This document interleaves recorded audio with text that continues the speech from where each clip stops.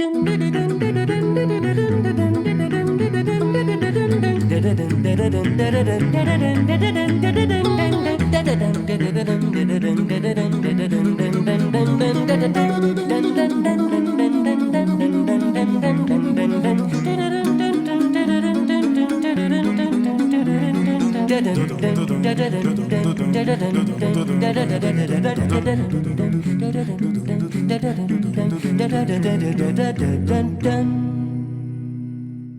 evening, ladies and gentlemen. We're so glad to welcome you as part of our community tonight. Please note that this webinar is being recorded and distributed live stream. By entering this virtual meeting room, you give your consent to be recorded and distributed by Simeon Morrow Public Speaking and Presentations and Vienna Live with Simeon Morrow and other third parties. If you prefer to not be recorded, please turn off your camera and microphone and/or go to the Facebook Live video feed, the link to which I'll now place in the chat room. For a better experience, please turn off your microphone and set your video to gallery view. This show thrives on participant contributions, and all participants are encouraged to actively participate in this webinar by asking questions and making comments. To do so, please either write in the chat room, raise your hand, or turn on your microphone, say hi, and I'll be delighted to include your perspective in the conversation. Tonight, our first featured guest, is Andrew Giangola, author of the newly published book, Love and Try, Stories of Gratitude and Grit from Professional Bull Riding. Besides his work as an author, Andrew Giangola is a public relations professional and vice president of strategic communications for professional bull riders at Endeavor, an entertainment, sports, media, and events agency with headquarters in Hollywood, California. Our second featured guest is Fanchon Stinger, a multimedia journalist and broadcast media producer awarded 15 Emmys for her work in broadcast media. Fanchon Stinger is also a bull owner in Professional Bull Riders and co-founder and chief operating officer of Grit and Grace Nation, a charitable foundation that equips young ladies to lead with courage and excellence in all they do while always honoring faith, family, and freedom. Come on. Find out.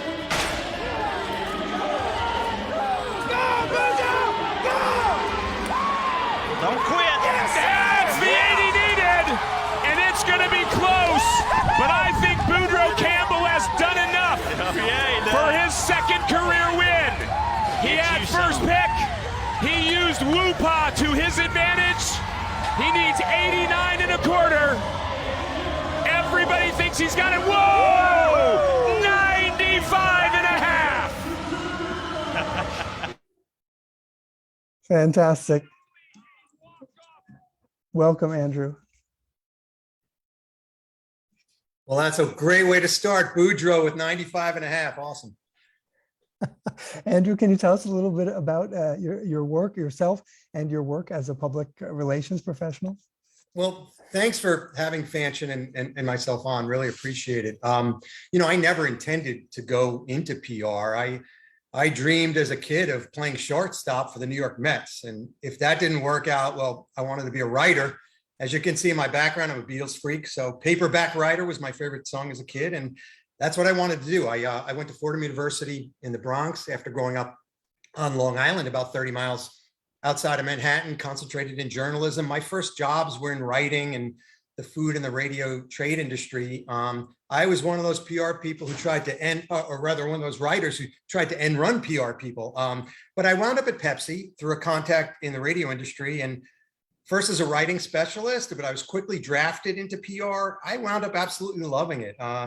We did a lot of work as national spokesperson there and worked on some really cool projects, like most notably Ray Charles and the You Got the Right One, Baby, campaign that debuted during the Super Bowl many years ago. And that was a long time ago. I think they actually delivered the cola nuts by a steam train back then. That's how long ago it was. But that's how I got into PR. Fanchon, welcome. Fanchon, you're muted. Yep, there we go. Thank you so much, Simeon, for having me. It's an honor to be here, especially with my dear friend, Andrew. Andrew, you will see he is an incredibly talented writer and PR specialist. I've had the opportunity to do a lot of projects with him, so I am just delighted to be here to talk about his book and what's going on. And whatever you want to bring up, Simeon. I also want to say that Grit and Grace Nation is celebrating our very first successful year. And a little bit later on, I have our first scholarship winner who I just learned has joined in on today's chat. So you might get a chance to hear from her as well. Wonderful.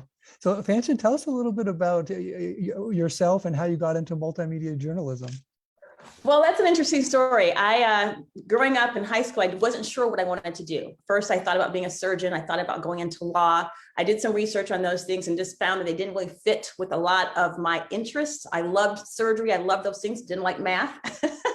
I loved law. I loved the idea of being in the courtroom, but I didn't like the idea of being in an office all day researching. So I was looking through careers and I came across journalism.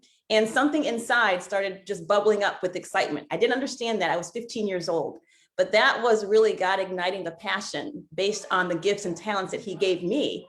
And I just have a love for telling people stories, for impacting people's lives in a positive way, and really for telling journalism ethically, which to me means being fair and being balanced. And now that I've been in the media journalism career for about 30 years, I've learned so many things through a lot of ups, a lot of triumphs, a lot of low points.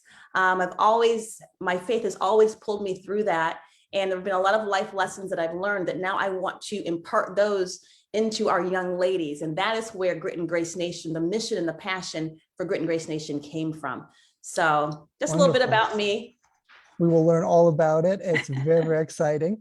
First, though, let's get into a little conversation about public relations and what it is, because multimedia journalists, most of us can imagine what that is, but public relations, I think it's a little bit less clear. So I want to read from Andrew's book on page 11 of Love and Try. Andrew writes, quote, "I'm a PR man. How does everybody not know about these men, these bulls, this outlandish sport? There was a story to be told." So, end quote. So we can have a better understanding. Let's have a bit of a discussion. I want to bring in our first panelist from who died a few hundred years ago. His name is Benjamin Franklin. This is from his autobiography. Quote, "Our city of Philadelphia had the disgrace of suffering streets to remain long unpaved, and in wet weather the wheels of heavy carriages plowed them into a quagmire so that it was difficult to cross them, and in dry weather the dust was offensive. After some inquiry, I found a man who was willing to undertake keeping the pavement clean by sweeping it twice a week, carrying off the dirt from before all the neighbors' doors for the sum of 6 pence per month to be paid by each house. I then wrote and printed a paper setting forth the advantages to the neighborhood that might be obtained by this small expense. I sent one of these papers to each house, and in a day or two went round to see who would subscribe in agreement to pay these 6 pence. It was unanimously signed, and for a time, well executed.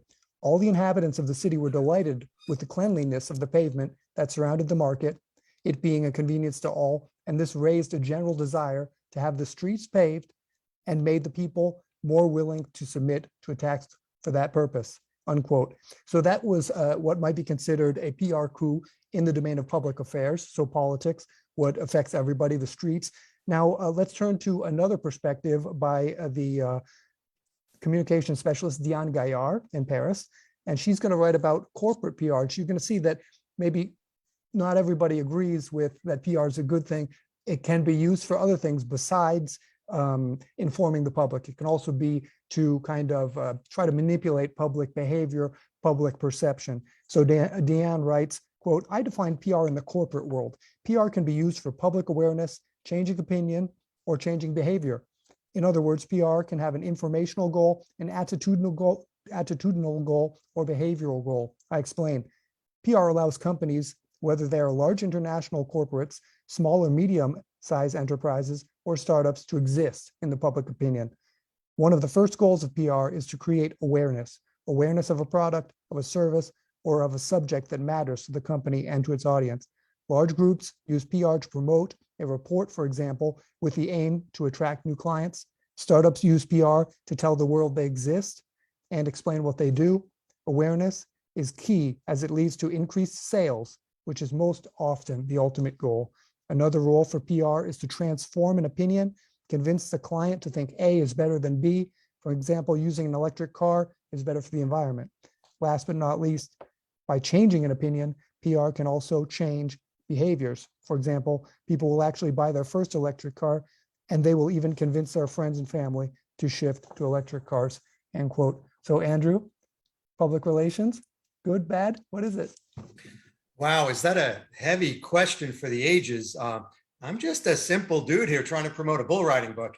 But I guess my immediate answer might be to blame PR for everything wrong and rotten in Western civilization, but that would just be a joke intended to stall because I really don't know the answer.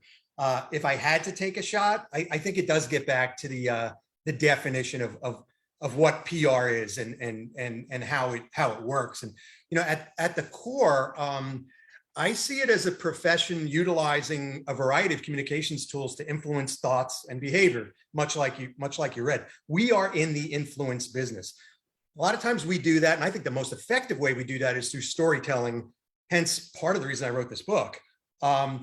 When I look back at the roles I've had over the last couple of decades, I see it pretty simply as protect and promote. So protect meaning your job is the caretaker for the reputation of a brand and the executives and the employees behind it. That's the protection part. Promotion is the awareness part you talked about. It's generating awareness, but it's awareness with a purpose. So it's creating and disseminating messages so that your target audiences will hear, pick up, remember, and hopefully like what you're telling them, and then totally agree, take action. Part of it is changing opinions and behaviors. That's what your bosses are paying you for. Is it sinister? Well, only if you do it in a deceitful way. I try to abide by 3 rules. Never defend the indefensible, never deny the undeniable, and never lie, be truthful. And I think if a PR professional abides by those rules, it'll be seen as above board. And then just finally, very interesting question. I'd never been asked it before. Writing Love and Try, I didn't want it to be an extended press release. Nobody wants fluff. We all have a highly tuned bullshit meter, and it goes off quickly, and nobody's going to read a book like that. So I tried to write a book that's real, that's vivid. I cover topics like severe injury and death. I mean, we really get into the triumph and the tragedies of this amazing sport in Love and Try. So I tried to keep it real, and I tried to stay away from the spin and the fluff. Wow. Fanchon, so like you said, you're a multimedia journalist. I think Andrew has worked with many of you pretty much every day, maybe several already today. Is it about being fair and balanced? It's all about being fair and balanced. I think Andrew gave an excellent synopsis and dissection of PR and how powerful it can be. Public relations is obviously, if it's used well, and like Andrew said, used honestly, it can be one of the most powerful forces, especially when we talk about media. When we talk about journalism, I look at it in a slightly different way. The basics are still the same. And I think that Andrew will agree, and this is why his book is so powerful. His book is telling people's stories. When people allow us to tell their stories, they are entrusting their lives with us. And that's how I look at it. I in no way ever want to manipulate or dishonor anyone's story, but that comes from my intentional and my personal motive. When you talk about journalism, PR really is how a journalist personally executes their mission. Our mission as a journalist should always be fair and balanced. That means both sides of a story, both angles, point, counterpoint, fairness. And I love what Andrew said about always telling the full story, never lying. A lie in journalism can be a lie of omission. And I think now that's why there are a lot of challenges within the media, because your PR as a journalist, my PR as a journalist is how I live up to my integrity, my standard of integrity, and my ethical responsibility. There are some that don't have the same ethical responsibility. And that's why we see now that the media can be used to manipulate people. And it can be used to skew opinions and skew thoughts based on the omission of information. And that can be very dangerous. So I would say PR really is a person's personal responsibility, what they think about that, their level of integrity. The minute you start omitting or adding to manipulate someone's thoughts for your own gain, that's dishonest. And it basically, for me, what I see is it takes away a person's basic freedom. This country, America, was founded on freedoms. And when you start manipulating information with a motive to skew something that is not honest, then you are taking away a person's freedom to make an educated decision. PR, like Andrew said, it is, and I believe media is the most powerful force, and it can be used for the most positive things, but in the wrong hands, with the wrong motives, and with not focusing on integrity, it can be one of the most destructive things. And that is part of the reason why I am an advocate for fairness and balance in journalism. I'm very disappointed with what's happened with that industry. And I'm not saying all journalists, but there are a few that are still working within that fairness and balance. But really, you take away the power of positive PR when you start manipulating. And I'm excited about Andrew's book because he really captures why PR, why storytelling, why integrity is so very important. Because this book, when you read it, it is going to touch you. It is going to inspire you. It's going to uplift you. It's going to challenge you in many ways, but it's going to give you a window into the realness of this sport and the realness of the people. And when you do that, you cut through misconception, you cut through things that are not honest and not right. And this book is going to be so successful because Andrew is such a talented writer, but he does all those things. And this is an example of the importance of PR and how PR can be used in a positive way. That's what I would say. Okay, let's give the final word to David Murray, Executive Director of the Professional Speechwriters Association. At the conclusion of his article, quote, "Public relations, call it what you want, but it is what it is." He writes, quote, "PR is what it is, whatever it is, and it is all these things every day, all day, and everywhere, in agencies, in communication departments, and in practitioners' hearts. To define PR is to write a hopeful epitaph for your career," end quote. So let's move on and let's get to the book. That ability to lie.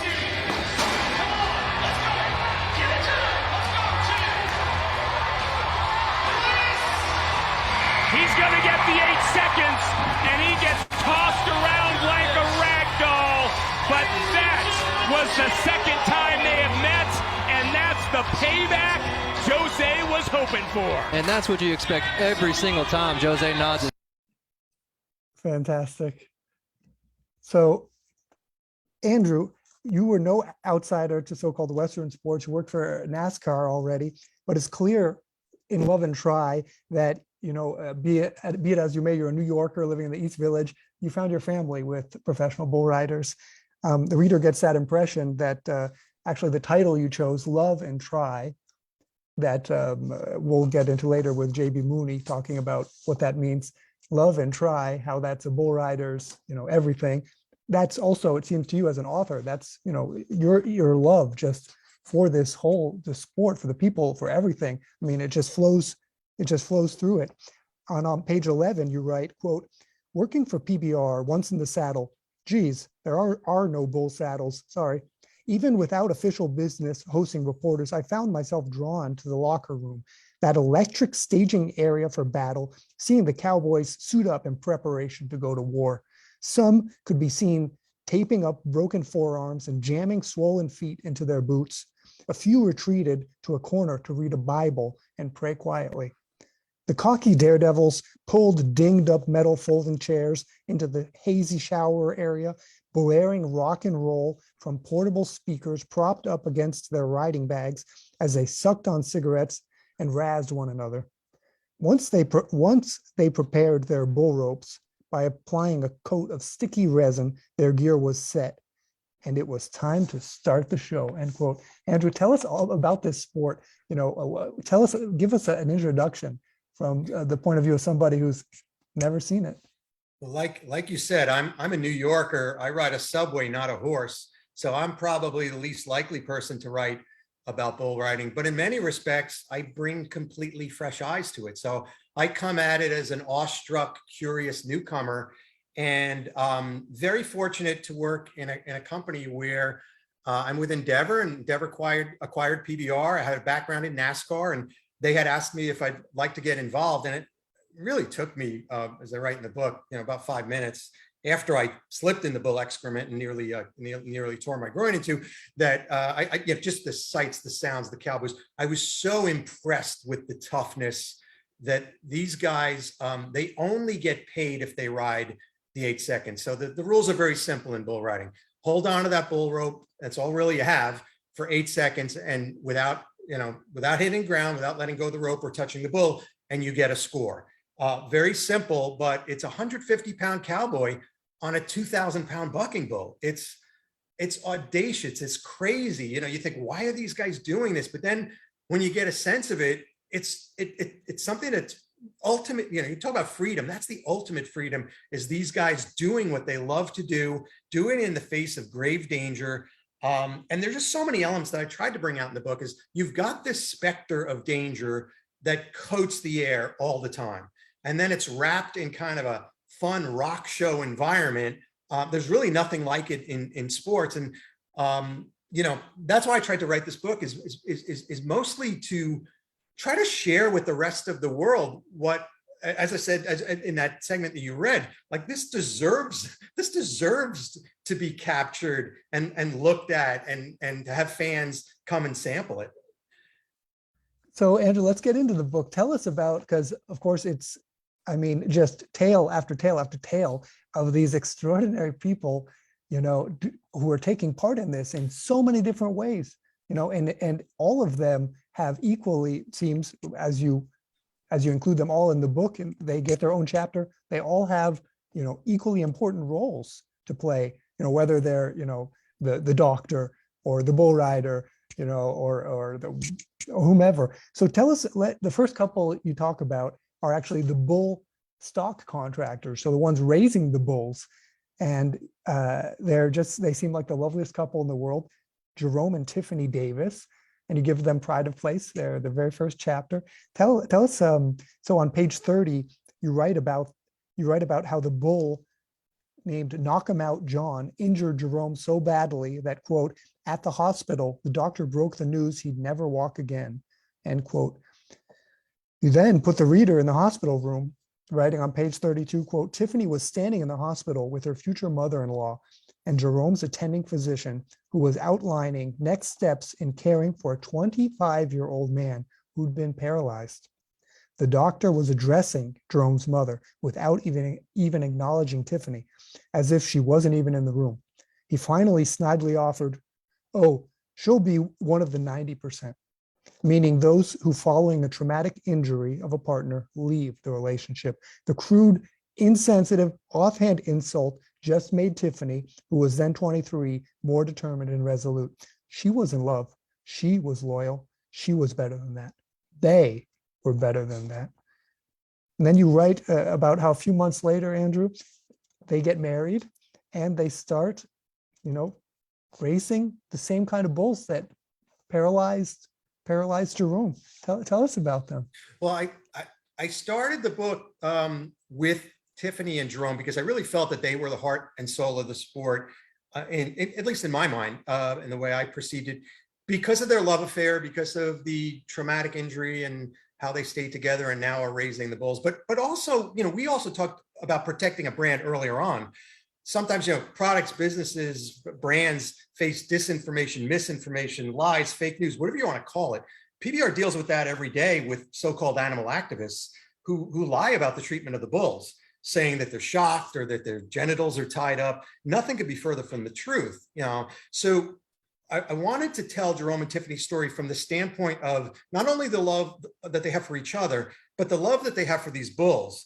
Here they are 20 some odd years later, raising bulls on their beautiful ranch. And really, in my mind, being sort of the heart and soul of the sport. So I wanted to immediately disabuse anyone of the false, incorrect notion that the bulls are mistreated. They live a great life. They work 8 or 16 seconds a weekend. They get the best food and the care. They retire from PBR competition at about 9 years old. And then they live out their lives on a ranch surrounded by pretty cows to make new bucking bulls as their next goal in life. Now compare that to the bulls not in the PBR. They go into the food supply at 3 years old. If you love animals, you should support PBR. You should be behind what we're doing. These bulls live a great long life. and die a natural death. And Tiffany and Drome will tell you that to be a bucking bull in the PBR is really like winning the animal lottery. So their love affair, and then immediately just getting into the love of the animals, that's how Love and Try starts. And that just made sense to kick off the book that way. Okay, and tell us a little bit about some of the other characters.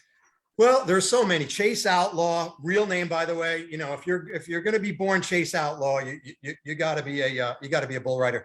He's the ultimate warrior with a giant heart. Here he is with a 9-year-old girl by the name of Molly Steffel. Molly was born with a bad cleft palate. She was bullied so badly that her hair fell out. Chase heard that she was coming to visit PBR, and he immediately shaved his head. He said, I don't want Molly to be the only bald one in the locker room when she comes to visit. That's Chase Outlaw to a T.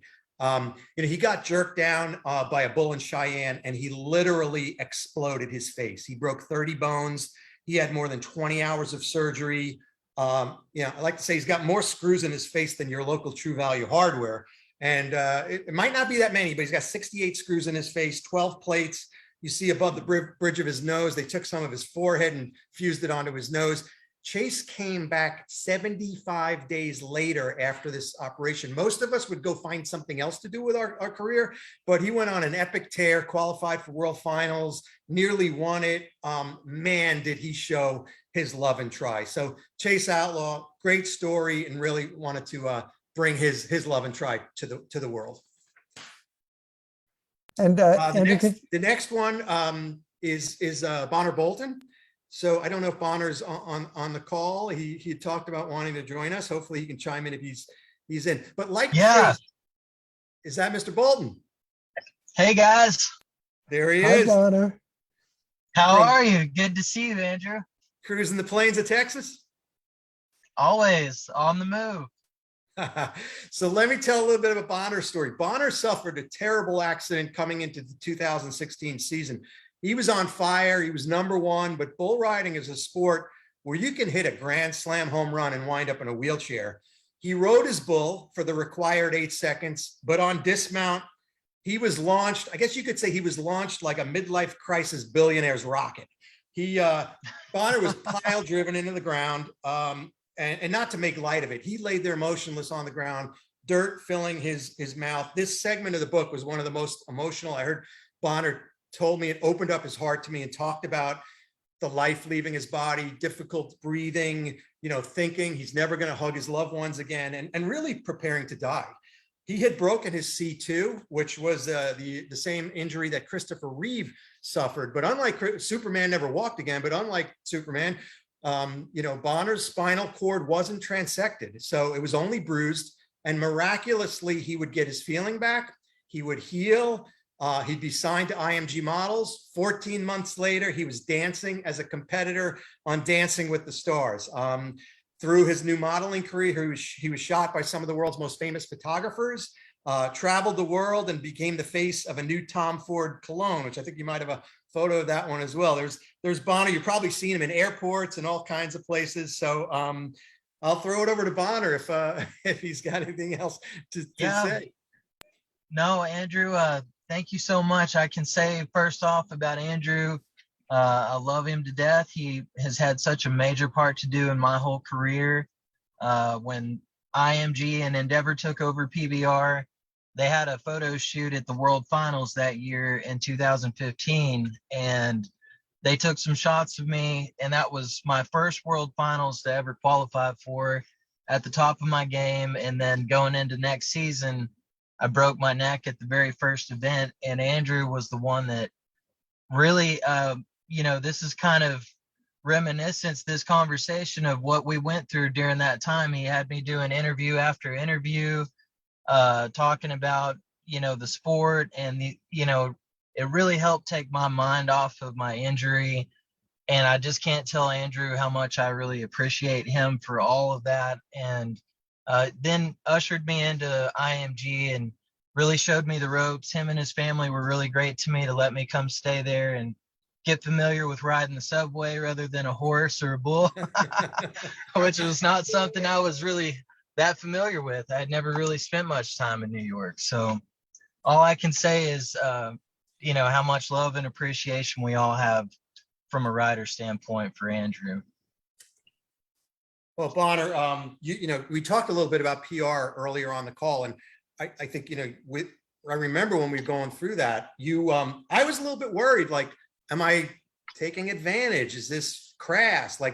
But Bonner told me, no, let's keep going. I remember the first interview he did, 45 minutes, I think it was with People magazine. And the reporter called me back after the interview and was like, oh my God, that was amazing. She was like, the stuff he was talking about. I mean, he was in a very dark place too. And he opened up about that, about what was going on at the time. And I talked to Bonner about it and we decided, he said it was therapeutic. We're going to go ahead with it. So the whole notion is PR good, bad. I think in this case, it's about doing the right thing. I would have stopped if Bonner said, you know what, I feel uncomfortable. We just wouldn't have done it anymore. But those interviews did get him on a Tom Ford billboard, and Shooting with Gigi did, and Cosmo Man of the Month, and it all worked out, right? It really did help tremendously, just with my whole mental state, and getting through that was tough, but I knew the best way to get through it was to face it dead on, just like we have to with them bulls. And Andrew was super gracious about the whole thing, and I can say this, he's really done a great job of trying to protect the authenticity of the culture, not just the sport or the business, but truly the culture. And it's more than just a sport. When you see this stuff, it's a lifestyle and a whole amazing, authentic culture behind it. So thank you, Andrew, for that. Thank you, sir. Whenever I see Bonner, I hug him, and I still always knock his cowboy hat off because I forget to move my head when I hug him. So I'm still working on that. Thanks All so right, much thank for you, coming Bonner. by, We're gonna keep moving through because I know we got a couple more. Thank you, guys.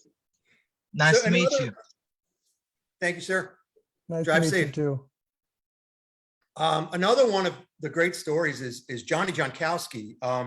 Johnny's a pioneering female bull rider who I'm just amazed at her story. She actually rode a bull that none of the top cowboys could even stay on. And, you talk about names like Billie Jean King. In my mind, Johnny Jankowski's up there. She helped integrate the sport. And when she was riding, women were riding with men. And it's a story that's not told. I'm thrilled that she opened up to me and we're telling it in this book. She once basically got her nose ripped off her face by a bull in a town that happened to be hosting a plastic surgeons convention. I mean, you can't make this stuff up. So they came in and they did a Humpty Dumpty Frankenstein thing on her, and they put her all back together. And she's just got so many incredible stories. Johnny Jankowski exudes love and try. Today, she's 67 years old. She rescues horses and provides equine therapy to veterans and shut-ins. In my mind, she's an American original, a hero. It was a great story. I hope we could take it further. And in fact, there is hopefully a movie in development with outside folks working on that. And hopefully you'll see her on the big screen pretty soon. If you want to go to the next one, Johnny competed years before PBR was founded. She was competing about a decade before. PBR was founded in 1993 when 20 bull riding cowboys broke away from the rodeo to form a standalone bull riding sport. That means there's never been a female at the top of PBR. Now, Nasia Knight wants to change that.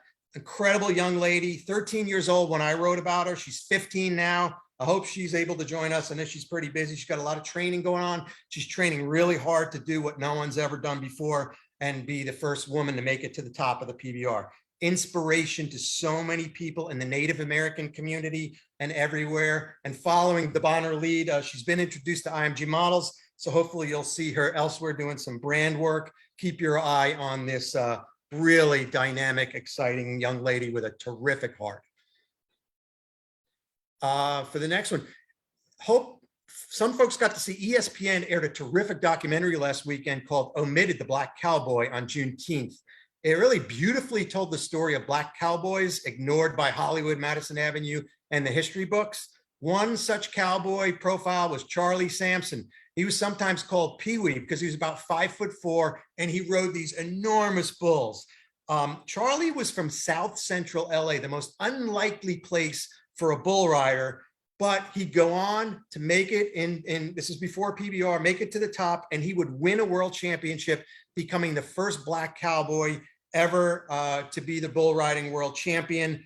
proving nothing is impossible if you set your mind to it and you try your brains out. I think there's one more. Charlie was actually Charlie was big back in the day. He Coors beer, Timex.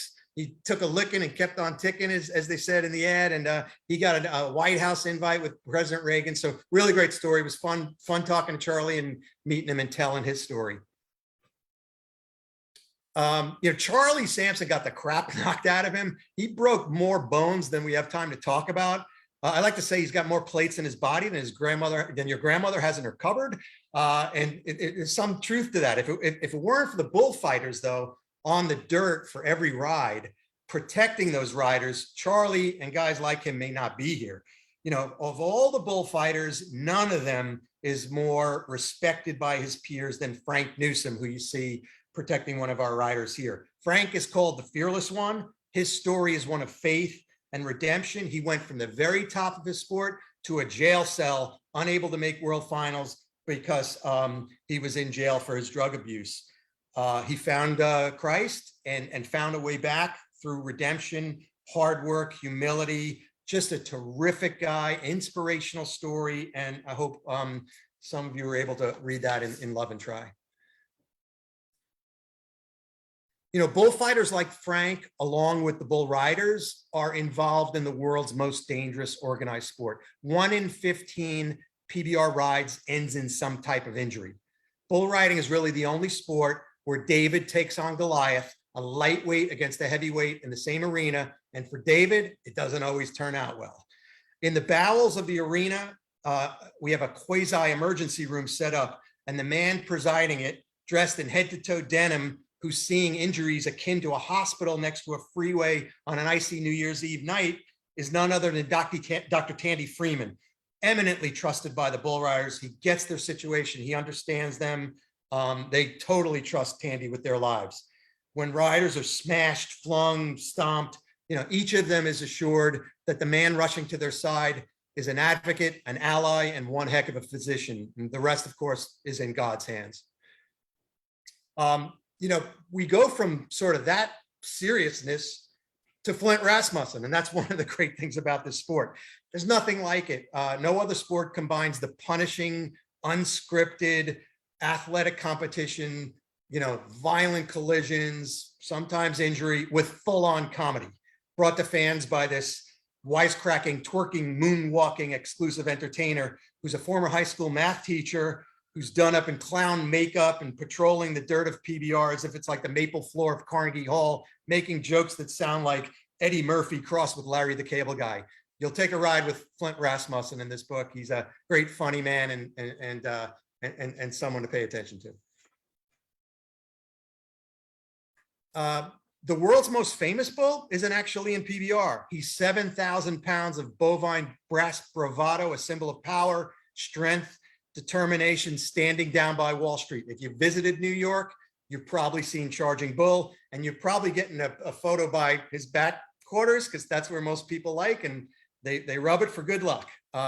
Charging Bull was created by a Sicilian immigrant, a great sculptor, Arturo de Modica, as a gift to New York City after the 1987 market crash. What a lot of people don't know is this gift was deposited in the dead of night, illegally, secretly. He did it as a Christmas gift to New York, a city that gave him so much, to say we are powerful, we are resilient. Arturo would then be welcomed by the PBR family. He created this amazing trophy for our Madison Square Garden event that you saw shortly before he passed away, but always in our hearts, and we'll always have Arturo's trophy. Just an amazing story about Charging Bull. We could go on and on and on, but I'm going to leave it with one of my favorites. For many years, Fanchon Stinger reported on the news. She was a 15-time Emmy Award-winning anchor woman, each night covering the world, seemingly going to hell in a handbasket. But she's found the light. It comes from her family, her faith, her new foundation, and a pair of bucking bulls named Stinger and Lil Hot. And they help her evangelize the sport she loves and the values she lives, to give young women the chance to step into their dreams. So just really enjoy, best part about writing a book like this is you make friends for life. I consider Francine a friend for life. If she still talks to me a couple of weeks from now after the book promotion's over, of course she will. But I would love to just toss it now to Francine. Sure. Let's, right before we get to Francine, let's have a look at her new foundation. This is Grit and Grace Nation.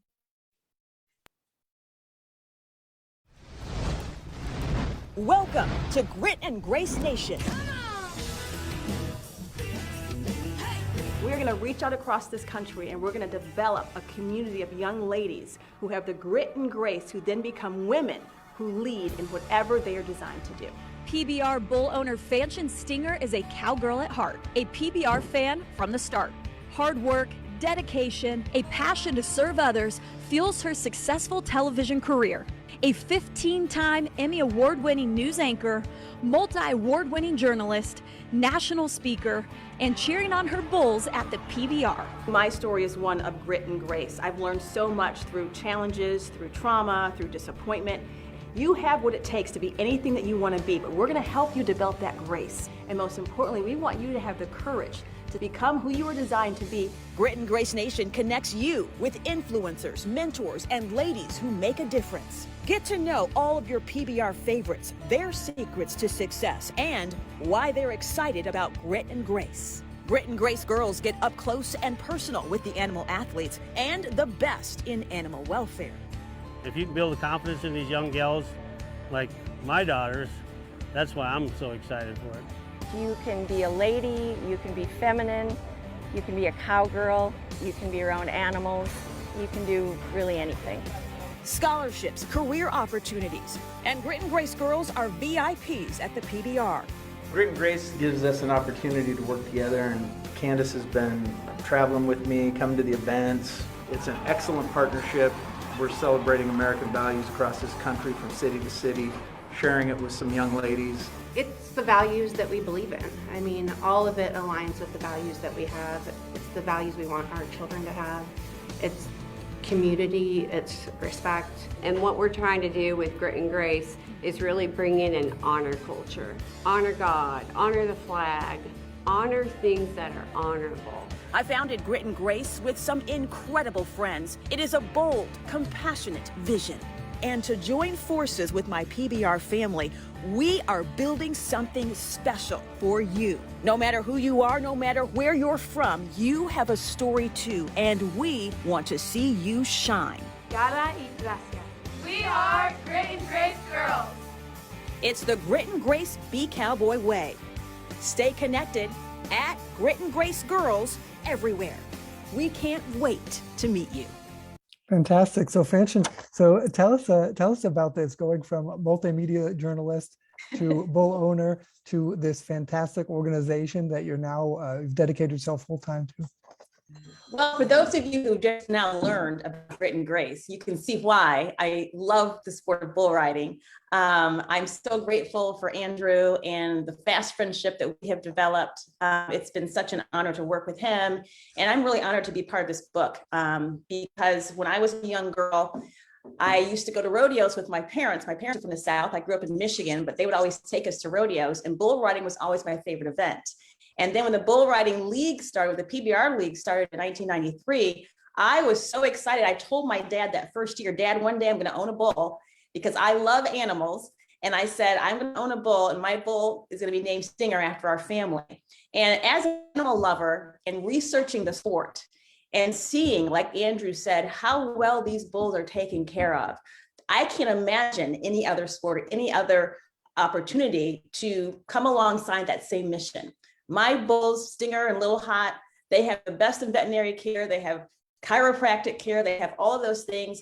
And when I see how they're treated, it just made me want to be more involved. And that is why I had developed a dream to be a bull owner.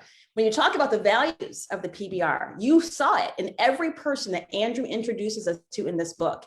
It's confidence, it's grit, it's that never quit attitude.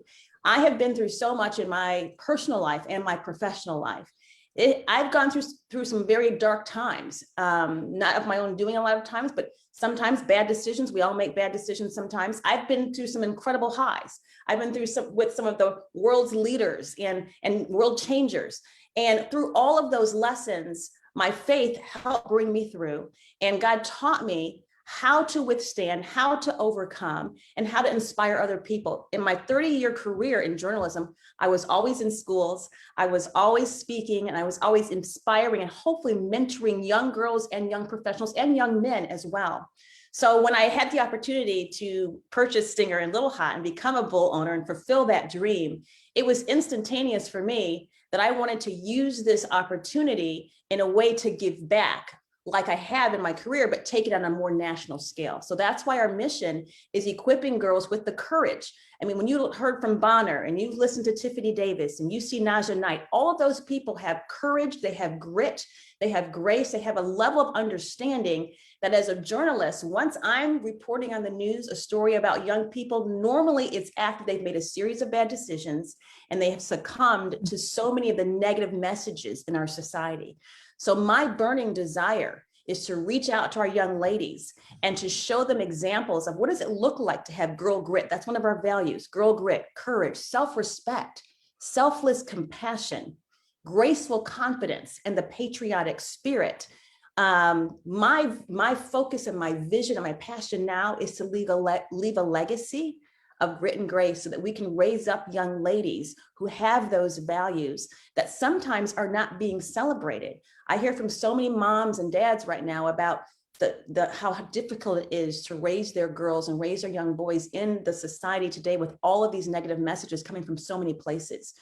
So our desire is to raise up an honor culture, and you heard about it, an honor culture, honoring those things that make this country great, freedom, all of those things, and show our young ladies that, look, there are so many women doing amazing things while living out those values. And I'm proud too, Simeon, Andrew knows this, because this was our first season of Grit and Grace Nation, and it has now turned into a movement. I am overwhelmed with the response that we have gotten, so much so that it led to my early retirement from broadcast news, because I simply could not run Grit and Grace and respond to everything and also continue such a demanding career. So I feel like God has positioned me in this place right now to take this part of my life and devote it to pouring back in and to teaching all those lessons that I have learned and to encouraging our young ladies. So I am excited because our very first scholarship winner this year, who is an embodiment of grit and grace, is Crosslyn Grasha. And Crosslyn is on the call with us right now. So I'm going to bring Crosslyn in, and I'm going to let her tell you a little bit about her experience with Grit and Grace Nation and why she's excited. She is the epitome of overcoming challenges, of living out life with a purpose. And that's what we want our young girls to see. If one young girl can do it, we are hoping that if Crosslyn does, then they're going to get inspired to do this. And my other goal is to bring in new people to the PBR. Andrew so eloquently shows you why the PBR has 82 million fans, why it's in 5 countries. It's the quality of the character of the people. And I believe that this sport can unite us. It can unite us as a country, it can unite us as a world, because it brings you around the love of animals, around the love of a sport, and around the love of values that make our country great. It's the freedoms. And so when we can bring a lot of different people around one thing, one single thing, like a sport is about family fun, faith, family freedom, then we can unite people. You know, it's trendy right now to talk about diversity and inclusivity. The PBR lives that every day, and they've done it from day one. They don't even have to talk about it, because that's how we live, that's how we travel. It's people from all different backgrounds, different faiths, different everything coming together around the love of this sport. So I don't know if Crosslyn's on, and if she is unmuted. Crosslyn, can you unmute? I'd love for you guys to meet her. There is our beautiful Grit and Grace Nation student ambassador for 2022. Crosslyn got a VIP experience at PBR World Finals. We brought her in by private plane, and we introduced her to the fan base and basically to the world as the first Grit and Grace Nation girl. So Crosslyn, tell us a little bit about why you're excited about Grit and Grace Nation. Well, hi, my name is Crosslyn Grasha, and I'm 13 years old, and I live in El Reno, Oklahoma with my mom, my dad, and my little brother. And Grit and Grace has been such a blessing to me and my family, and I'm so honored to be able to be a part of it and to be the 2022, the first ever Grit and Grace scholarship winner. All the amazing women and different leaders and everybody that I've gotten to meet has been such a blessing, and I'm excited to be able to use it and put it towards all the different things I'll be able to do with my life because of what Grit and Grace has done to impact me. So nice to meet you, Crosslyn. Yes, she's dynamic. You know, Crosslyn scholarship, part of her scholarship is a $5,000 scholarship towards her leadership development.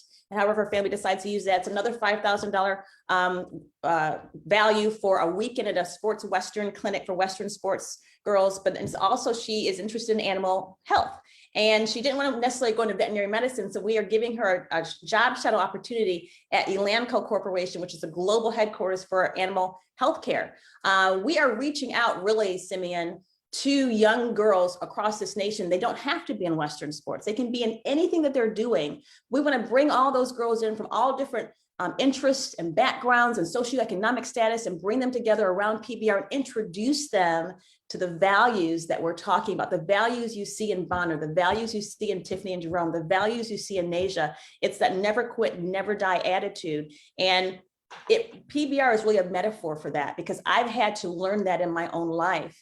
And I think that's probably why I was drawn to the sport, because you get out there and just like Andrew said, you hold on to that rope, just like you have to hold on to your determination, your faith, whatever it is to get you to go, and so you can ride those ups and downs of life and get back up if you get knocked off and keep on going. So Crosslyn, what's one of the values of Grit and Grace that you think is most important for you?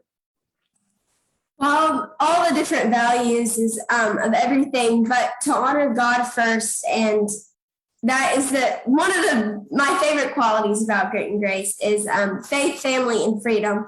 And if we honor God first, then everything will turn out in our life the way that it needs to happen. That's right. And what about the overcoming challenges? Can you encourage maybe people listening? I know we're probably short on time, but in terms of overcoming challenges, what would you say about that? Yeah, well, whenever I was 7 days old, I was diagnosed with a genetic disease called cystic fibrosis, which affects my lungs and my digestive system. And so I do all sorts of different treatments. And just because I have it, it doesn't mean that I can't do everything else that everybody else does. And no matter what life brings you, as long as you keep trying and you never give up, that's like the best thing I can tell anybody.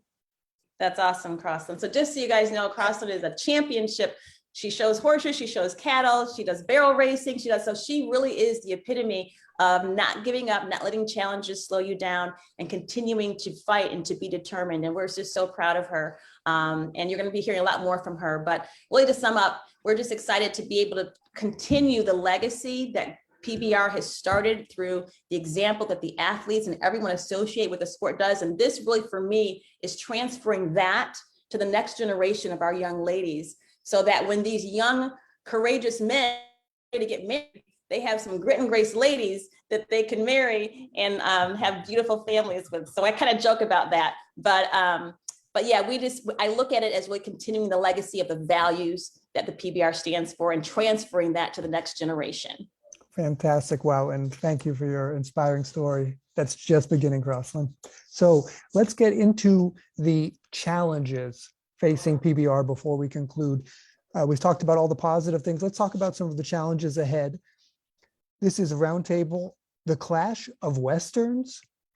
Are professional bull riders sporting events all-American celebrations of faith, freedom, and family? Andrew, it was important to you that the text describing tonight's show include the phrase, quote, "These sporting events wrap 8-second bursts of man versus beast mayhem into an all-American celebration of faith, freedom, and family," end quote. The first part of that sentence, quote, 8-second bursts of man versus beast mayhem, most Americans would probably agree with. But the second, quote, all-American celebration of faith, freedom, and family part, probably fewer would. I assume that because your book makes clear that there are Americans who vehemently oppose professional bull riders, like we already spoke about. On page 25, for instance, you write, quote, "The biggest misconception and the most misunderstood part of the sport, the disinformation repeated ad infinitum to take on the surging life of a debilitating lie, is the placement of the flank strap tied around the bull. Some people who say they love animals also love deceiving others. They've conjured up a painful mistruth, claiming the flat flank strap is used by the bull handlers to tie up the bull's testicles to abuse and torture them. Furthermore, you hint at end quote. Furthermore, you hint at cultural misunderstandings between professional bull riders, which is headquartered in rural Colorado, and the management of the large sporting arenas that PBR rents to stage their events in, arenas that are located in or around densely populated metropolitan areas. For example, on page 142 through 143, you write, quote, once professional bull riders commissioner and CEO Sean Gleason came within 1 minute of canceling a PBR Elite Series prior to rider introductions when the Charlotte arena manager would not allow the U.S. color guard into the premises because they were armed. Gleason argued that these were federal law enforcement officers presenting the American flag. The arena manager said she wasn't willing to risk a shootout in her workplace. Gleason drew a sand in the line. The color guard, performing their job as they do across the country, would come in with their weapons, or PBR would pack up and go back home. 1 minute before he planned to give the crew the signal to bug out, a compromise was forged. Local Charlotte police would escort in the federal officers, allowing them to participate in the opening ceremonies with their armaments. Nevertheless, end quote, nevertheless, your book makes clear that professional bull riders aspires to become a mainstream sports institution in the United States. Take, for example, page 118, where you write about the PBR's Be Cowboy campaign. Quote, the Be Cowboy theme is about everyday values and inclusion. The hat and the boots don't define a person. Live a certain way and you're a cowboy. Quote, the vision considered PBR as a metaphor from society. The Be Cowboy campaign's mastermind director Corey Kelly said, you'd have the familiar riders and cast of characters mixed with everyday people from different walks of life who are living PBR values and therefore embody the whole Be Cowboy concept, end quote. Andrew, tell us all about the challenges facing professional bull riders and how the Western sport plans to integrate into the mainstream of Western society. Well, there's so much there that you just laid out. First off, I don't think anyone is offended by family, faith, and freedom, or any of the values near and dear to PBR that Fanchon so elegantly talked about. Hard work, grit, toughness, inclusivity, self-reliance, honesty. Those are all of our values, and it's wrapped in a very patriotic presentation, and I don't think anybody's offended by that.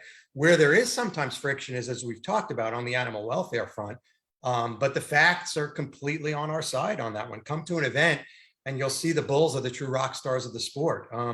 They get a great long life, and I like to say they get a tombstone on a ranch instead of a baked potato on your dinner plate. So again, if you love animals, you should love PBR. As to the venue issue, you know, that anecdote was included, number one, just to show the ridiculousness of some of the things that we face, but it was in the story. The greater context was, it was in the story of how PBR was the first sport to return following COVID-19 after the shutdown. We had written new safety protocols and actually came back 41 days after the shutdown. That effort, it was a complete team effort, but it really was led by Sean Gleason, our commissioner and CEO. And when we were actually the last sport in competition before the shutdown at a closed event in Duluth, Georgia. And the day after that event, Sean addressed all of his leadership and said, you know, we can now go hide in fear, or we can live in danger responsibly. So PBR chose responsible danger. We had a sport, we have people to feed. Independent contractors are largely who the sport is made of. We have employees. We don't have gigantic media contracts to keep us afloat. So we decided to go and find a way to have responsible events. And, you know, we wrote the safety protocols. And when you think about the American West and how the American West was settled and all the challenges facing cowboys, it kind of makes sense that a group of cowboys were the people who pioneered the sports world back to competition. So that was the context for why I had that venue story in there. And it was really to show Sean Gleason's fighting spirit. He's going to do what he believes is the right thing, even if it meant shutting down an event and a PBR show in support of law enforcement. So greater context there. And that's why that anecdote. But again, I think it also goes back to something I said earlier. You know, you wouldn't put that in a press release. I think it fit in Love and Try because it tells the greater story, and it with nuance and with context. Hopefully, people will take it that way and won't take it out of context. Okay, So Fanchen, what's your perspective? On page 255, Andrew writes that you, quote, see PBR as an untapped gem that can bring people together, end quote, and quotes you as saying, quote, I'm watching America lose touch with our core values and become more polarized by the day. We are losing sight of what makes us a great nation. At the same time, I've grown to love a sport that I sincerely believe can be an antidote to the division and discord I see and reported on every day. PBR is a big, unified, and diverse traveling family which lives by and celebrates important values. People have a deep desire for faith, family, and freedom that is honored in Western sports and in its values, end quote. So Fanchen, your mission to unite people and give each person and animal the respect she or he is due, be it at ground zero, where you reported from and earned an Emmy in September 2001, or standing atop the bucking chutes as mom of two bucking bulls. So it's the question about your giving respect is not in question. However, the American public is extremely diverse, and definitions of, quote, faith, family, and freedom surely divide the public as much as they unite it. What are your thoughts on this enormous challenge, and how have the participants of Grace and Grit and Grace Nation fared so far? I would say, my first thing would say, I would ask a question. Why would those things divide our nation? When you look at what happened at 9/11, I was there. I covered it for 2 weeks after it happened. And I saw people from all over the world coming together. I saw people, law enforcement, I saw doctors, I saw nurses, I saw average people coming in to support each other. And we were more united as a country at that time than we probably ever have been in recent memory. Why were we so united? We were united around the fact that the foundations of America and what America stands for was attacked, and people were hurt. We were united around the concept of freedom of religion. Every faith is welcome, and you can have the freedom not to choose a faith. That's freedom of religion. We were united around the patriotic spirit, the entrepreneur spirit. We were united around the grittiness of what it means to be an American. So the reason I say that those things can unite us rather than divide us is because we saw it happen at 9/11. It's the same thing that happens at PBR, but on a very different scale. We are united around the love of this country, around the love of a sport, around the love of animals. Animal welfare is one of the pillars of Grit and Grace Nation. Why? Because it teaches our young people compassion. If you can teach compassion through animal welfare and also dispel so many of those misconceptions that Andrew talks about, now we're getting to the truth. Why is there such a division? The division largely in part is based on partial truths and misinformation. Why does that happen? It goes back to where we started. PR and the motives of PR. A lot of times the division happens because media is giving information and manipulating people's thoughts and the information people have, so they don't have all of the information. At the end of the day, we all want to be united. I believe that. I think we were created to have community. I think we were created to naturally love each other. And when you look at children, when they play, they don't see all these differences. They don't have problems hugging each other and loving each other. Those things are taught. And I will always speak out against that, because if the media is playing a part that divides, there's a problem. And I'm not saying that every media, every PR, I'm saying individual. That's why I say it's your individual responsibility to do things ethically. It's your individual responsibility to have integrity. And that's what we want to teach our girls. Have the courage to stand for what's right. When you do that, when you love people no matter what, when you have selfless compassion, when you have self-respect, that's going to breed unity and inclusivity and wanting to know about people and understand different cultures. I went to a school where people came in from all over the world, and we never saw difference. We saw, oh, that family does this. Wow, that's really neat. None of that was taught to us. So I will always be an ambassador for that, because I see the power of it.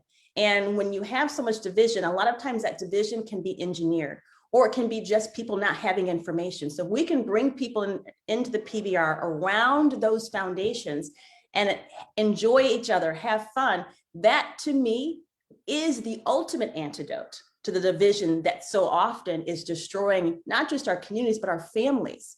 And it comes back to self-respect and those values of honoring faith, family, and freedom. So my answer again would be, why do those things have to divide?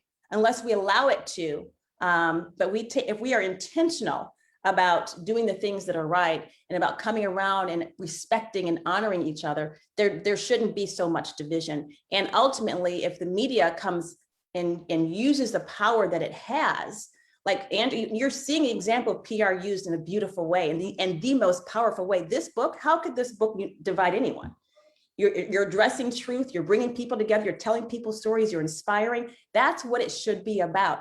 There may be hard topics, yes, but if we approach every hard topic with what Andrew said, truth, and with honesty and with the desire to understand, that's going to unify. Will we always agree? No.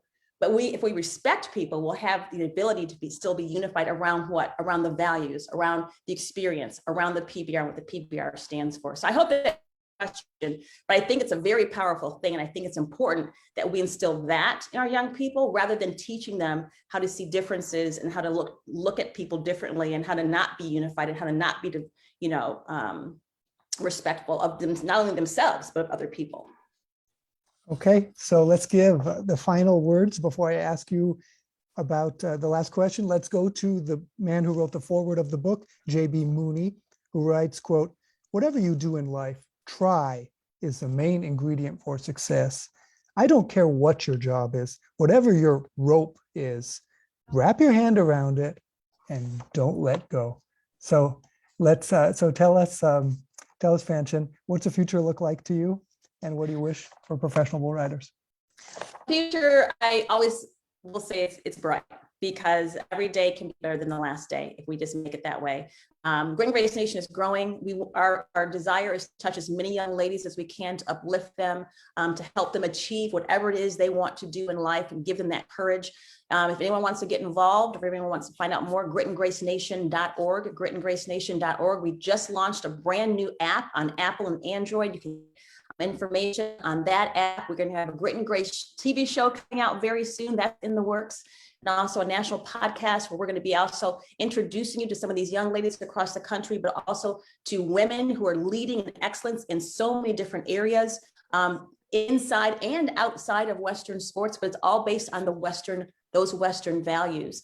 So that's my ending thought. And I am excited about PBR because PBR right now is the fastest growing sport in America. And I think a lot of people are going to find out why very soon. And I can't wait because I'm not going to say if PBR becomes mainstream. I think it already is, but I think it's going to overtake so many other things because there's so much good. There's so much going on behind the scenes and you will see it and you'll feel it and you'll get to know it in Andrew's book, Love and Try. So how could it not? So I'm excited about what PBR has. They just launched the new team series. No other sport has launched a whole new series. PBR just did. That's just started. It's getting ramped up. But there's so much more to come with PBR. And I think PBR is going to be a force, not only in sports, but a force in our country and in the 5 countries that it operates in to really unite people and bring people together around what's good, what's positive, and what's valuable and what's honorable. Fantastic. Andrew? What's the future look like? What I'm looking forward to?